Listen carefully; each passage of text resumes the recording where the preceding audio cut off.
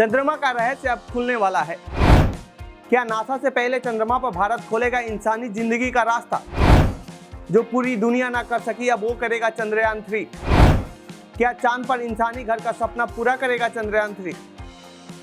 Indian space research organisation ने 14 जुलाई को चंद्रयान 3 को लॉन्च किया था और अब चंद्रयान 3 और चांद के बीच की दूरी महज कुछ घंटों की रह गई है। इसरो के अनुसार चंद्रयान 3 के चांद की उत्तरी ध्रुव की सतह पर 23 अगस्त की शाम के करीब 6 बजे लैंड करेगा। फिर आगाज होगा भारत के अंतरिक्ष यात्रा के सुनहरे दौर का और चंद्रमा पर जीवन की संभावनाओं की तलाश का। तो आइए जानते हैं इन 10 बिंदुओं में क्यों खास है ये चंद्रयान 3।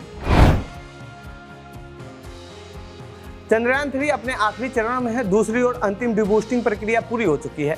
अब लैंडर मॉड्यूल विक्रम की आंतरिक जांच की जाएगी। फिर दक्षिणी ध्रुव पर सूर्य निकलने का इंतजार किया जाएगा, जिसके बाद 23 अगस्त को भारत पहला ऐसा देश बनेगा जो चांद के दक्षिणी ध्रुव वाले हिस्से पर लैंडिंग करेगा।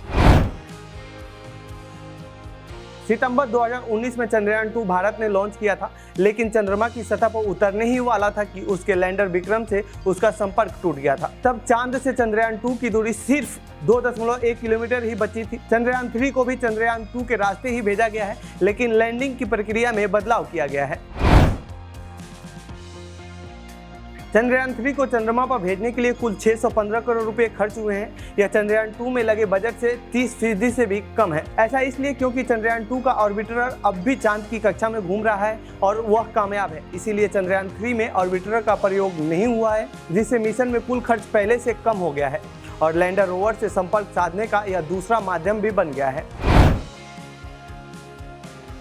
चंद्रयान 3 का कुल भार 3900 किलोग्राम है। इसमें केवल प्रोपल्शन मॉड्यूल का वजन 2148 किलोग्राम है। वहीं लैंडर मॉड्यूल का वजन 1752 किलोग्राम है। चूंकि रोवर लैंडर के भीतर ही होता है, इसीलिए इसमें रोवर का वजन भी शामिल है। अलग से बात करें तो रोवर का वजन सिर्फ 26 किलोग्राम है। तो ये तो रही चंद्रयान 3 की बनावट और उस पर हुए खर्च से जुड़ी बातें। अब हम आपको बताते हैं सफल होने पर क्या होगा फायदा। चंद्रमा के दक्षिणी ध्रुव की काफी कम जानकारियां दुनिया के पास है। इस मिशन से दक्षिणी ध्रुव की कई अहम जानकारियां भारत को हाथ लग सकती है। दक्षिणी ध्रुव में ज्यादातर समय छाया रहती है। इस क्षेत्र का तापमान बहुत कम रहता है। तापमान -100 डिग्री से भी नीचे चला जाता है। ऐसे में उम्मीद जताई जा रही है कि दक्षिणी ध्रुव पर पानी और खनिज की मौजूदगी भी हो सकती है। इस मिशन के जरिए भारत दक्षिणी ध्रुव पर मिट्टी का केमिकल विश्लेषण के साथ चांद पर मौजूद चट्टानों की स्टडी भी करेगा, जिससे चंद्रमा के वातावरण की जानकारी प्राप्त की जा सकेगी, जिससे पता चलेगा कि वहां पर इंसानी जिंदगी संभव है या नहीं। चंद्रमा के दक्षिणी ध्रुव पर मौजूद मिट्टी और चट्टानों की स्टडी करने से वैज्ञानिकों को चंद्रमा के इतिहास और भूविज्ञान की काफी जानकारी मिल सकेगी, जो चंद्रमा पर भेजे जाने वाले मानव मिशनों के लिए उपयोगी होगा। यह मिशन न सिर्फ देश की अर्थव्यवस्था को मजबूत बनाएगी, बल्कि हमारे देश में रोजगार के कई अवसर भी खोलने में मदद करेगी। दरअसल आज के समय अंतरिक्ष क्षेत्र में प्राइवेट इन्वेस्टर काफी दिलचस्पी दिखा रहे हैं। चंद्रयान 3 की सफलता प्राइवेट इन्वेस्टर को इसरो के साथ काम करने के लिए प्रोत्साहित करेगी।